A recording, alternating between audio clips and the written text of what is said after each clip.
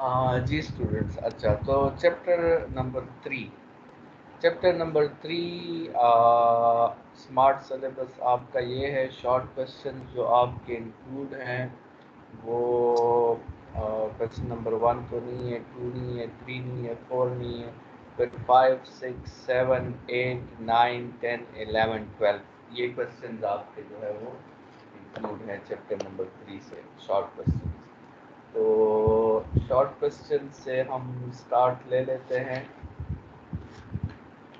और आपके साथ जो शॉर्ट क्वेश्चन नंबर वन है, if you are riding a train that speeds past another train in the same direction on the adjacent train, it appears that the train is moving backward. तो students ये relative velocity का concept है। जब आप किसी दूसरे train से या किसी दूसरे मूविंग व्हीकल से आगे निकलते हैं तो आपको ये तो पता नहीं चलता कि आप आगे निकल रहे हैं, बल्कि आपको ऐसे फील होता है कि वो दूसरी बॉडी आपसे पीछे जा रही है। ठीक है, तो इसको रिलेटिव वेलोसिटी का कंसेप्ट कहते हैं। So when two trains are moving in the same direction, it appears that the fast moving train, it appears to the fast moving train that the slow moving train is moving in the opposite direction. This is due to a relative velocity. Consider करें कि एक train है जिसकी speed 10 metres पर second है right की तरफ, और दूसरा ट्रेन है जिसकी स्पीड 3 मीटर्स पर सेकंड है, ये भी राइट की तरफ है, ये लेफ्ट नहीं है। ठीक है, अभी एक सेकंड के बाद क्या होगा? एक सेकंड के बाद ये पहला ट्रेन 10 मीटर्स कवर कर लेगा और दूसरा ट्रेन जो है वो 3 मीटर्स कवर कर लेगा। तो वन अगर टू की वेलोसिटी को चेक करेगा तो वन को टू की वेलोसिटी जो है वो -7 नज़र आएगी। ठीक है, क्योंकि वन आगे है और टू पीछे है, तो वन को टू की वेलोसिटी -7 नज़र आएगी, जो हमने टू फाइंड की है विद रिस्पेक्ट टू वन। और अगर टू वन की वेलोसिटी चेक करेगा तो टू को वन की वेलोसिटी 7 नज़र आएगी, क्योंकि वन जो है वो तो टू से आगे चला गया है। ठीक है, तो ये एक्सप्लेनेशन इसकी फिर आप यहाँ देख लें। टू अगर वन की वेलोसिटी चेक करेगा तो वो कहेगा कि ये ट्रेन नंबर वन तो मुझसे आगे चला गया है, लेकिन वन को ये पता नहीं चलेगा कि मैं आगे चला गया हूँ। वन जब चेक करेगा तो वो कहेगा कि मैं आगे नहीं गया, असल में ये ट्रेन नंबर टू जो है ये पीछे चला गया है। क्योंकि बॉडी जो है, याद रखें, वो कभी भी उसको ये अंदाज़ा नहीं होता कि वो खुद रेस्ट में है या मोशन में है, वो हमेशा दूसरे बॉडीज़ को जज करता है। ठीक है, तो अगर वो दूसरी बॉडी उससे आगे चली जाती है तो वो कहेगा कि वो जो है उसकी वेलोसिटी पॉजिटिव है, वो उससे आगे जा रही है। और अगर उसकी स्पीड उससे कम है तो फिर वो कहेगा कि वो बॉडी जो है असल में पीछे जा रही है। ठीक है, तो ये आपके साथ वो सारा डेटा समराइज हो गया है और फिर उसकी कंक्लूजन हो गई है कि we can conclude from the negative sign that it appears that the speed of the slow moving body is backward as compared to the fast moving body. Question number one था आपके साथ। Question number two, can a body reverse its direction of velocity if acceleration is constant? तो उसका answer है कि yes, a body can reverse its direction if direction of velocity if acceleration is constant.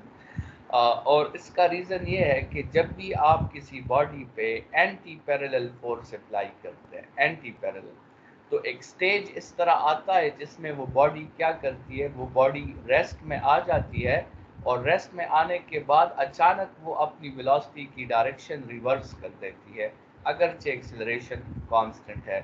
जिस तरह आप देखें, एक body है, उसको आप ऊपर फेंकें, ठीक है, तो वो इस पॉइंट पे आके रुक के अचानक वेलोसिटी की डायरेक्शन को ये क्या कर देगी, अपोजिट कर देगी। अगरचे इस पे फोर्स भी कांस्टेंट है, वेट और एक्सेलरेशन भी कांस्टेंट है। ठीक है, तो लेकिन एक ख़ास बात आप देखें कि वो फोर्स वेलोसिटी को अपोजिट अप्लाई हुआ है, एंटी पैरेलल अप्लाई हुआ है, ठीक है। To consider a body thrown upward with a velocity vi, the weight will act in the opposite direction. It will produce deceleration on the body. Due to this deceleration, there will be a decrease in the speed and it will come at rest. As the body comes at rest, the body will reverse its direction of velocity by 180 degrees and start moving in the downward direction. ठीक है?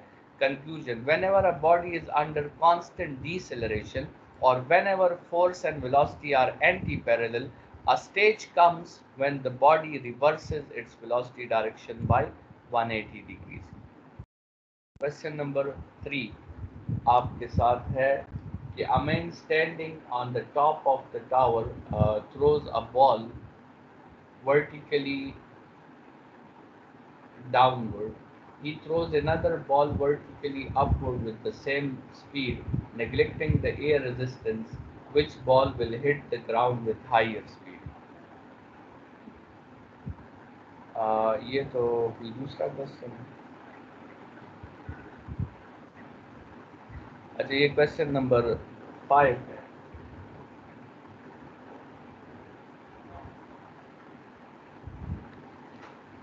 ये book में आपके साथ question number 3 है, ये question number 5 वाला। A body thrown upward and downward will have same velocity. तो हमारा आंसर है कि इनकी वेलोसिटी सेम होगी। They both will hit the ground at the same time. ठीक है, तो इनिशियल वेलोसिटी एंड एक्सेलरेशन अगर बॉडीज की सेम हो तो फिर वो सेम वेलोसिटी से ही ग्राउंड को हिट करते हैं, ये बात याद रखें हमेशा। इसको आपने मैथमेटिकली जो है प्रूफ करना है। इसमें डिस्क्रिप्शन जो है वो बहुत ज़्यादा है, तो आपने अगर इसको सॉल्व करना है फिर 1 पेज पे तो ये डिस्क्रिप्शन और डायग्राम्स बिल्कुल साइड पे बनाएं और डिस्क्रिप्शन को मिनिमाइज कर दें, बल्कि बिल्कुल ख़त्म कर दें। सिर्फ बस अपवर्ड मोशन के लिए डिराइवेशन करें और डाउनवर्ड मोशन के लिए डिराइवेशन करें, ठीक है। तो अपवर्ड मोशन की डिराइवेशन चेक कर लें। अपवर्ड मोशन में देखें ये एक टावर है, ठीक है। इससे आपने एक बॉडी को जस्ट रिलीज कर दिया और जब ये ग्राउंड तक पहुंचेगी तो उस वक्त हमने इसकी वेलोसिटी को vf2 कहा हुआ है, और दूसरे बॉडी को जो है हमने अपवर्ड थ्रो किया और फिर वो अपवर्ड पहुंच के एक हाइट पे रुक गया और अब वो नीचे आ रही है, तो उस वक्त उसकी वेलोसिटी को हमने vf1 कहा है। और हम देखना चाहते हैं कि ये vf1 और vf2 दोनों इक्वल हैं या नहीं है। तो सबसे पहले अपवर्ड मोशन में हमने इस हाइट को, ये जो x हाइट कवर होता है, अपवर्ड मोशन में हमने सबसे पहले ये हाइट मालूम कर ली है with using Newton third equation, और फिर डाउनवर्ड मोशन में हमने उसी हाइट को यूज़ करके वही थर्ड इक्वेशन यूज़ करके अपने लिए vf1 फाइंड कर लिया है। ये केस नंबर 1 था, ठीक है। अब केस नंबर 2 ये वाला केस है, केस नंबर 2 जिसमें आप डायरेक्टली डाउनवर्ड मोशन के लिए डिराइवेशन कर सकते हैं और वहाँ से आपको पता चलेगा कि अपवर्ड मोशन और डाउनवर्ड मोशन की वेलोसिटीज़ जो है वो सेम है। अगरचे ये बात मुख्तलिफ है कि जिस बॉडी को आप डाउनवर्ड थ्रो करोगे वो ग्राउंड तक पहुंचने में कम टाइम लेगा, और जिस बॉडी को आप अपवर्ड थ्रो करोगे वो ग्राउंड तक पहुंचने में ज़्यादा टाइम लेगा, लेकिन ग्राउंड पे वेलोसिटीज़ दोनों की सेम होगी, ये बात कंफर्म है, ठीक है। फिर इसके बाद जो नेक्स्ट क्वेश्चन है वो आपके साथ अ follow up technique is always helpful. ये आपके कोर्स का शॉर्ट क्वेश्चन का जो है क्वेश्चन नंबर 5 है, ठीक है। A cricket coach explains that a follow-up technique with the shot will make the ball travel a longer distance. Explain the reasoning in terms of impulse momentum theorem. A follow-up technique is always helpful for a ball to move a longer distance. ठीक है। A follow-up technique increases the time of impact, due to which the momentum, the impulse or change in momentum is increased. Impulse का देखिए formula ये है कि J is equal to the product of force and time. तो जब आप time of impact बढ़ाते हैं तो चेंज इन मोमेंटम भी आपके साथ बढ़ जाता है। दोनों में डायरेक्ट प्रोपोर्शनलिटी है। First of all we will define what is a follow up technique. तो फॉलो अप टेक्निक ये है कि when a follow up technique is a technique in which the batsman gives spin to the ball, ठीक है, as it hits it. Due to this spinning technique, the time of impact is increased, and when the time of impact is increased, the change in momentum is also increased. The change in momentum is increased, so the body covers a longer distance, ठीक है। और दूसरी बात ये है कि उसको जो काइनेटिक एनर्जी मिलती है वो भी दो टाइप्स की काइनेटिक एनर्जी उससे मिलती है, ट्रांसलेशनल और रोटेशनल। तो इसकी वजह से वो लॉन्गर डिस्टेंस जो है वो कवर करता है, ठीक है। Question number 6. We can release an inflated balloon. It flies across the room.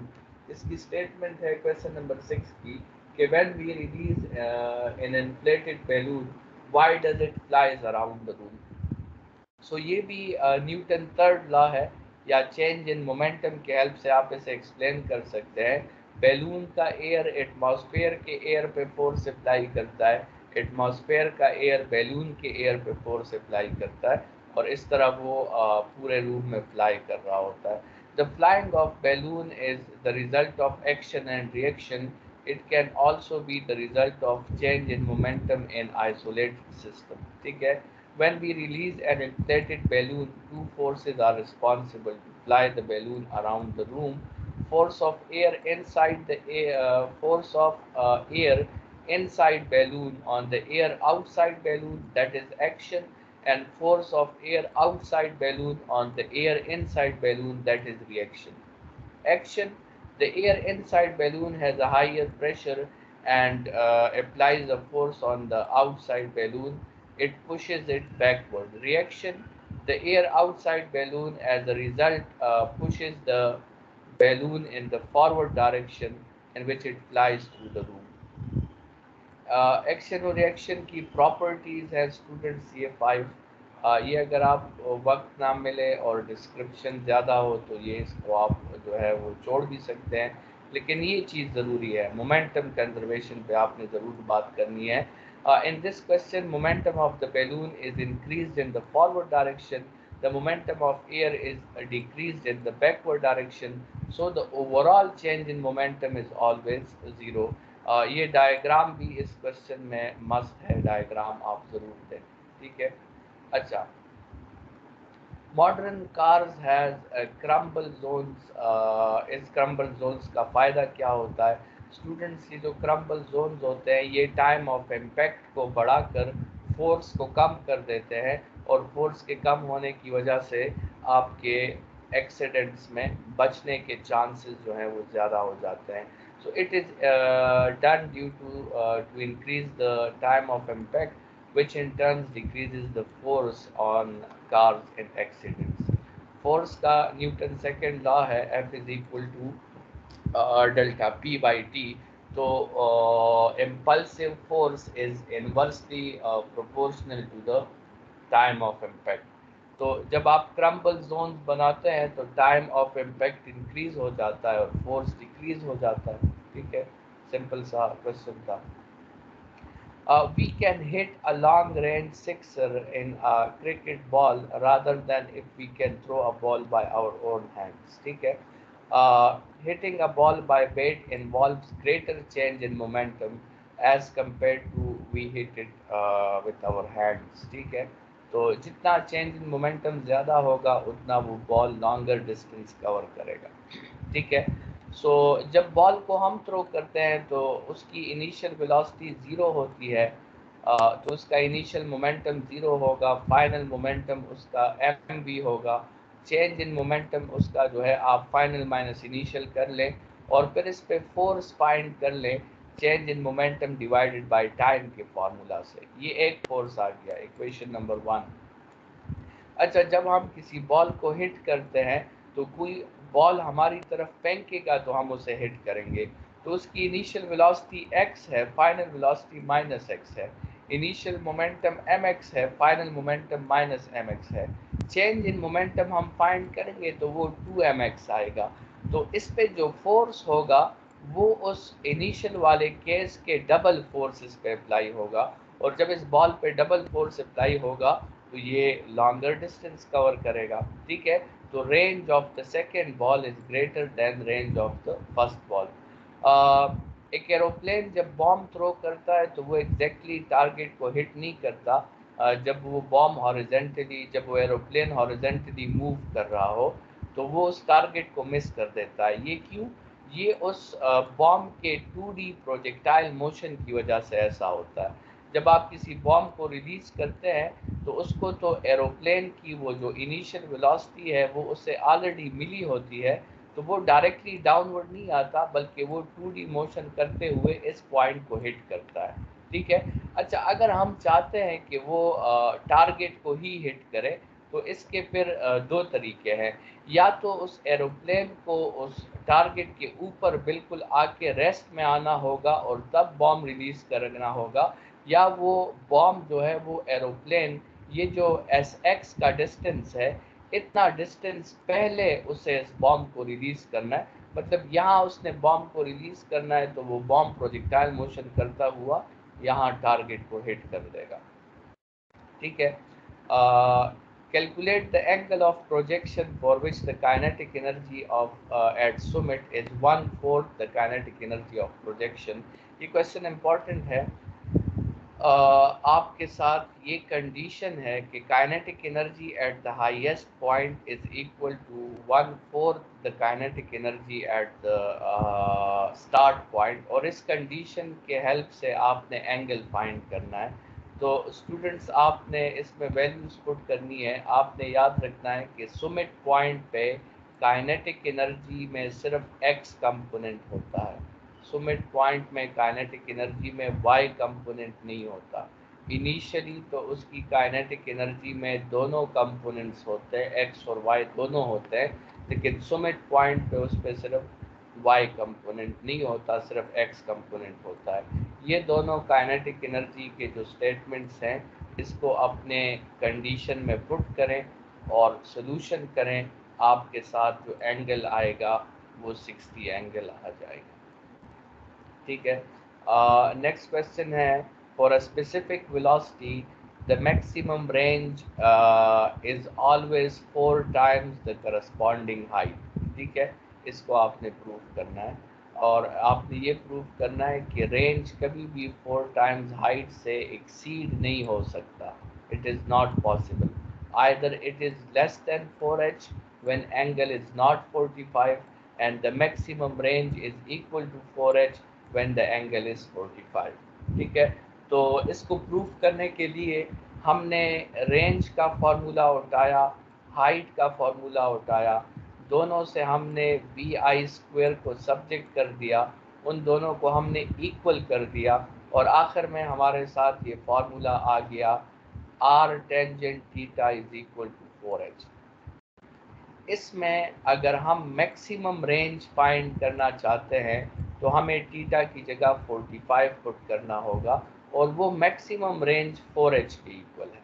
मतलब जो रेंज की मैक्सिमम वैल्यू है वो 4h के इक्वल है। मतलब रेंज 4h से ज़्यादा कभी भी नहीं हो सकता। ठीक है। For which angle range and height are equal, यही फार्मूला आपने इसमें यूज़ करना है, r is equal to 4h sine theta, और इसमें आप रेंज और हाइट को कैंसिल आउट कर लें, क्योंकि क्वेश्चन में कहा गया है कि ये इक्वल है, और वो एंगल आपके साथ आ जाएगा 76 डिग्रीज। ठीक है। ये आपके जो है एक एक्सरसाइज के शॉर्ट क्वेश्चंस थे। प्रॉब्लम्स की तरफ बढ़ते हैं इस एक्सरसाइज के। इस एक्सरसाइज के प्रॉब्लम्स को अगर आप देखें तो इसमें प्रॉब्लम नंबर 3 है, 4 है, 5 है, 6 है और 7 है। ये प्रॉब्लम्स जो है आपके इंक्लूड हैं। ओवरऑल जो है हम सबको गो थ्रू कर देते हैं। Problem number 1, a projectile is falling freely. How much distance is covered in the third second? ठीक है। Projectile is under gravity, free fall में है वो। ठीक है। इनिशियल वेलोसिटी उसकी 0 है, एक्सेलरेशन 9.8 है, distance covered in second, distance covered in third second, ये हमने मालूम करना है और फिर दोनों को हम सब्ट्रैक्ट कर लेंगे। स्टूडेंट्स, इस क्वेश्चन में अच्छा तरीका ये है कि आप ये ग्राफिकल मेथड जो है वो अप्लाई करें। ये जो आपके साथ राइट हैंड साइड पे जो मेथड है इसको अप्लाई करें, और इक्वेशंस के थ्रू भी आप कर सकते हैं और इक्वेशंस के बगैर ग्राफिकल मेथड से भी आप कर सकते हैं। ये वो डिस्टेंस है जो आपने फाइंड करना है, the distance covered in the third second. ठीक है, ग्राफिकल मेथड के लिए आपको वेलोसिटी टाइम ग्राफ बनाना होगा। फर्स्ट सेकंड जब गुजरेगा तो बॉडी की वेलोसिटी 9.8 हो जाएगी, 2 सेकंड जब गुजरेंगे तो बॉडी की वेलोसिटी 19.6 हो जाएंगी, और इसी तरह हर सेकंड के बाद आप उसमें 9.8 ऐड करते जाएं। ठीक है, तो इसमें आप इस ट्रेपीजियम का एरिया जो है वो सिंपली फाइंड आउट कर सकते हैं, और आपके साथ दोनों मेथड से आपके साथ सेम ही आंसर जो है वो आएगा। ठीक है, तो क्वेश्चन नंबर 2 की तरफ बढ़ते हैं। क्वेश्चन नंबर 2 है कि a helicopter is ascending vertically at a speed of 19.6 meters per second, height given है, टाइम आपसे पूछा गया है। ठीक है, तो आप न्यूटन थर्ड इक्वेशन भी यूज़ कर सकते हैं इसे फाइंड करने के लिए, न्यूटन सेकंड इक्वेशन भी यूज़ कर सकते हैं। न्यूटन थर्ड इक्वेशन अगर आपने यूज़ करना है तो सबसे पहले जो है वो आप चूंकि हेलीकॉप्टर ऊपर जा रहा है, तो जब वो स्टोन को रिलीज करेगा तो वो स्टोन भी अपने इनर्शिया की वजह से पहले ऊपर मूव करेगा। तो न्यूटन थर्ड इक्वेशन से आप वो हाइट मालूम करें, वो इजाफी हाइट जिससे वो हेलीकॉप्टर ऊपर मूव कर रहा है, वो स्टोन जो है वो ऊपर मूव कर रहा है, और उसमें आप न्यूटन थर्ड इक्वेशन जो है वो यूज़ कर लें। और फिर इस हाइट से फिर इस स्टोन ने क्या करना है, इससे फिर उसने आना है ग्राउंड तक। ठीक है, तो असल में आपने ये टाइम भी फाइंड करना है और फिर ये डाउनवर्ड टाइम भी फाइंड करना है, दोनों को आपने फिर ऐड करना है। तो सबसे पहले जो है आपने अपवर्ड टाइम फाइंड किया फर्स्ट इक्वेशन से, वो 2 सेकेंड्स आया। फिर आपने डाउनवर्ड टाइम फाइंड किया, डाउनवर्ड टाइम आपके साथ जो है वो t2 की वैल्यू वो 6 सेकेंड्स आती है, और फिर जब आप दोनों को प्लस करते हैं तो टोटल टाइम आपके साथ 8 सेकेंड्स आ जाता है। ये T2 को यहाँ पे हमने फाइंड किया है, उसकी वैल्यू 6 सेकेंड्स आती है, तो ये टोटल टाइम आपके साथ जो है वो 8 सेकेंड्स हो जाएगा। ठीक है, ये आपके साथ प्रॉब्लम नंबर 2 था। प्रॉब्लम नंबर 3 का स्टेटमेंट है। वैसे प्रॉब्लम नंबर 3 तो बहुत बड़ा स्टेटमेंट है, ऐसे स्टेटमेंट्स अक्सर आते भी नहीं है। इनिशियल वेलोसिटी आपके साथ 20 है, mass of the body given है, टाइम 1 और टाइम 2 गिवन है, और फाइनल वेलोसिटी आपके साथ अच्छा, ये क्वेश्चन कुछ इस तरह है कि इस बॉडी को हम रेस्ट में लाना चाहते हैं, 2 माइक्रो सेकेंड्स में इसको रेस्ट में लाना चाहते हैं, और फिर 45 माइक्रो सेकेंड्स में हम इसको रेस्ट में लाना चाहते हैं। तो दोनों केसेस में हमें एवरेज फोर्स कितना अप्लाई करना होगा। लॉजिक ये है कि जितना आप किसी बॉडी को जल्दी रेस्ट में लाना चाहते हैं उतना ज़्यादा फोर्स आपको अप्लाई करना होता है। तो फोर्स का फार्मूला है change in momentum divided by time, और मोमेंटम का फार्मूला है mv। F1 के लिए आपने टाइम को 2 माइक्रो लेना है, और F2 के लिए आपने टाइम को 45 माइक्रो लेना है, और बाकी फार्मूलाज में पुटिंग करें। फाइनल मोमेंटम 0 है, इनिशियल मोमेंटम mv से फाइंड कर लें। दोनों केस में आपके साथ फोर्सेस जो है वो आ जाएंगे। प्रॉब्लम नंबर 4, एक बॉडी है जिसका मास 4 kg है, इनिशियल वेलोसिटी उसकी 15 है, कोलिजन जो है वो इलास्टिक है, टाइम ऑफ इम्पैक्ट आपको गिवन है, change in momentum of the ball पूछा गया है, change in momentum of the wall पूछा गया है, change in momentum of the system पूछा गया है, और फोर्स ऑन द वॉल जो है उसका पूछा गया है। तो स्टूडेंट्स सबसे पहले तो चेंज इन मोमेंटम का फार्मूला और फिर फोर्स का फार्मूला, ये दोनों यहाँ पे यूज़ होंगे। इनिशियल मोमेंटम जो है वो आप फाइंड कर लें मास इनटू वेलोसिटी से। कोलिजन इलास्टिक है तो इसका मतलब कोलिजन के वक्त वेलोसिटी चेंज नहीं होगी। अगर इनिशियल 15 है तो फाइनल भी 15 ही होगी, सिर्फ इतना है कि उसकी डायरेक्शन जो है वो चेंज हो गई होगी। तो फाइनल मोमेंटम -60 होगा, इनिशियल मोमेंटम 60 है। बॉल के मोमेंटम में जो चेंज आया है वो फाइनल माइनस इनिशियल आप करें तो -120। वॉल के मोमेंटम में +120 का चेंज आया होगा, क्योंकि मोमेंटम में टोटल चेंजेस हमेशा ज़ीरो होते हैं। सिस्टम के मोमेंटम में टोटल चेंज हमेशा ज़ीरो होगा। और अगर इससे अब आपने फोर्स फाइंड करना है तो वो टाइम ऑफ इम्पैक्ट जो आपको गिवन था उसको यूज़ करके आप फोर्स को जो है वो फाइंड आउट कर सकते हैं। प्रॉब्लम नंबर 5, आपको बॉडी 1 का मास गिवन है, बॉडी 2 का मास गिवन है, बॉडी 1 की वेलोसिटी गिवन है, बॉडी 2 की वेलोसिटी गिवन है। आपने आफ्टर कोलिजन दोनों की वेलोसिटीज़ को फाइंड आउट करना है, ठीक है। इसमें और कुछ भी नहीं है, ये दो फार्मूलाज आपको याद होने चाहिए और इन दो फार्मूलाज में आपने सिंपल पुटिंग करके आफ्टर कोलिजन वेलोसिटीज़ फाइंड करनी है। ये उस पूरे प्रॉब्लम का डायग्राम भी आपके साथ मौजूद है। इनिशियल वेलोसिटी आपको गिवन है, एंगल आपको गिवन है और आपसे कहा गया है कि हाइट फाइंड करें, रेंज फाइंड करें और टाइम फाइंड करें। तो सिंपल फार्मूलाज हैं तीनों के और आपने सिंपल फार्मूलाज में वैल्यूज पुट करनी है। प्रॉब्लम नंबर 3.7, आपको मास गिवन है, इनिशियल वेलोसिटी गिवन है, एंगल गिवन है। यही तीन चीज़ें दोबारा फाइंड करनी है, वही फार्मूलाज हैं और सिर्फ आपने यूज़ करके आंसर जो है वो फाइंड आउट करने हैं। ये आपके हो गए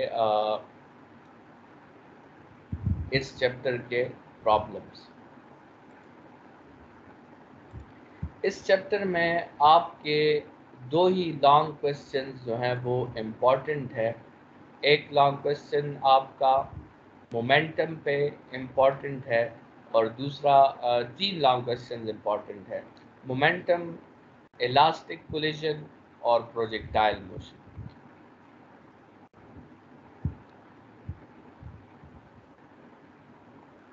उसकी तरफ बढ़ते हैं।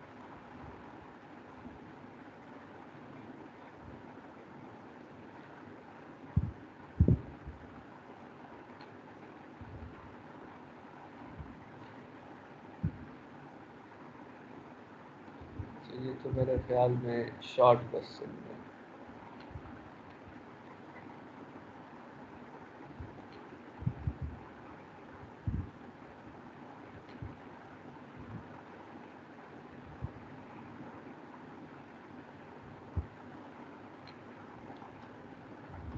अच्छा, ये यहाँ से सबसे पहला आपका इम्पॉर्टेंट क्वेश्चन लीनियर मोमेंटम का है। तो लीनियर मोमेंटम को डिफाइन करें, it is the quantity of motion. Mathematical definition दें, it is the product of mass and velocity.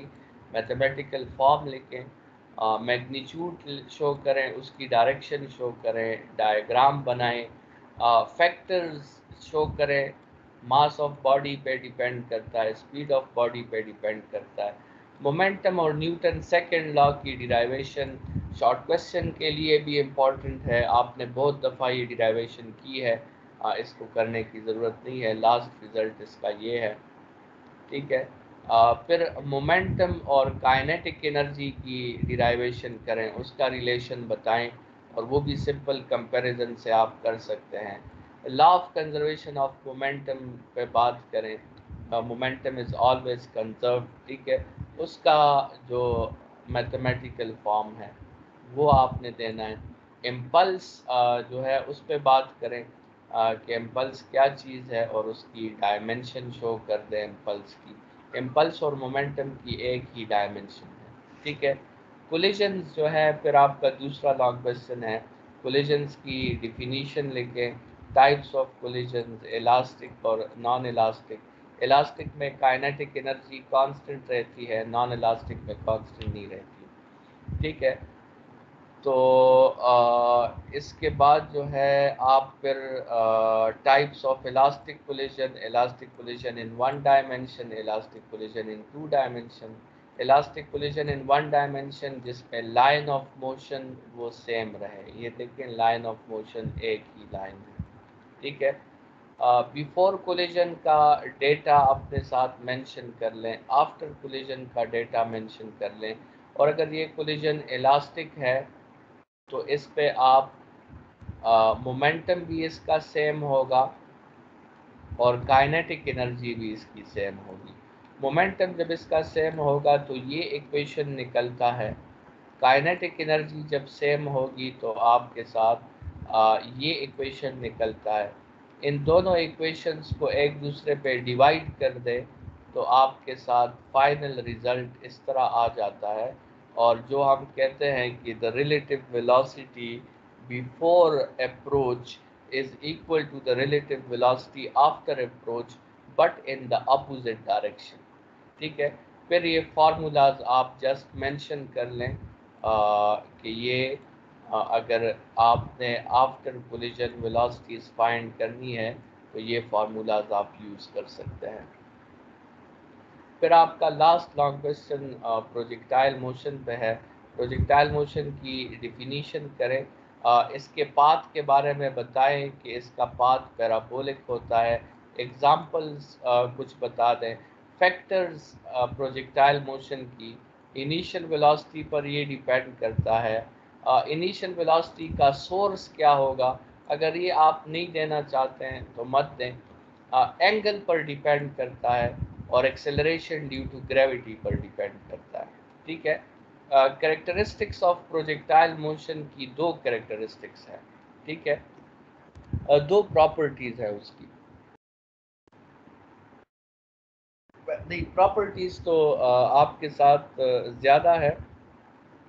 ये जो हेडिंग है ये असल में प्रॉपर्टीज ऑफ प्रोजेक्टाइल मोशन होना चाहिए था। तो अच्छा, ये बहरहाल ये करेक्टरिस्टिक्स ही है, ये हमने वैसे ही इनिशियल वेलोसिटी और फाइनल को डिफाइन किया है। ठीक है, इसकी ज़रूरत नहीं है अगर आप ये डिफाइन नहीं करना चाहते। पहली करेक्टरिस्टिक प्रोजेक्टाइल मोशन की ऑफ वेलोसिटी के बारे में। ठीक है, एक्स कंपोनेंट ऑफ वेलोसिटी कभी भी चेंज नहीं करता, और दूसरी कैरेक्टरिस्टिक प्रोजेक्टाइल मोशन की है वो वाई कंपोनेंट ऑफ वेलोसिटी के बारे में। Y component of velocity change करता है, और उसके लिए ये तीन फार्मूलाज हैं। अपवर्ड मोशन के लिए आपने ये फार्मूला यूज़ करना है, हाइट पे वाई कंपोनेंट 0 हो जाता है, और डाउनवर्ड मोशन के लिए फिर आपने ये फार्मूला यूज़ करना है। सो ये दो कैरेक्टरिस्टिक्स है, the X component of velocity does not change, the Y component of velocity changes, it decreases in upward motion and increases in downward motion. ठीक है, वेलोसिटी एट अ पॉइंट, इसकी derivation तो आपकी नहीं आती। ठीक है, डिस्प्लेसमेंट्स की डिराइवेशन भी आपकी नहीं आती। अक्सर जो डिराइवेशन आती है हाफ टाइम की आती है, फुल टाइम की आती है, हाइट की आती है, और इन सब की डिराइवेशन आपने बहुत दफ़ा की हुई है तो ये नोट्स में से देख लें, और रेंज की आती है।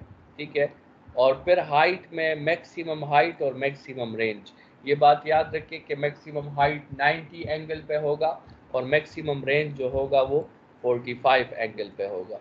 ठीक है, और फिर ये भी याद रखें एमसीक्यूज़ के लिए कि कम्प्लीमेंट्री एंगल्स पे रेंज सेम होता है, मतलब ऐसे दो एंगल्स जिनका सम 90 के इक्वल होगा।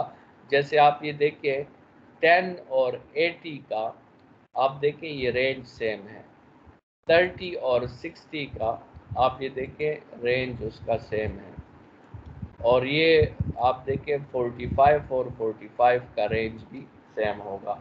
तो कम्प्लीमेंट्री एंगल्स के लिए जो है रेंजेस आपके सेम रहते हैं। ये आपके चैप्टर 4 और चैप्टर 3 भी हमारे साथ कवर हो गए हैं।